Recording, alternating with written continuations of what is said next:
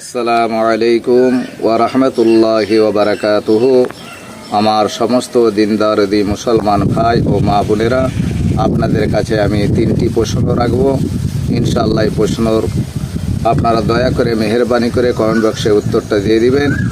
প্রশ্নটা হলো এই যে আল্লাহ রাব্বুল আলামিন আল্লাহ পাক কোন নবীর নাম নিজে রেখেছিলেন?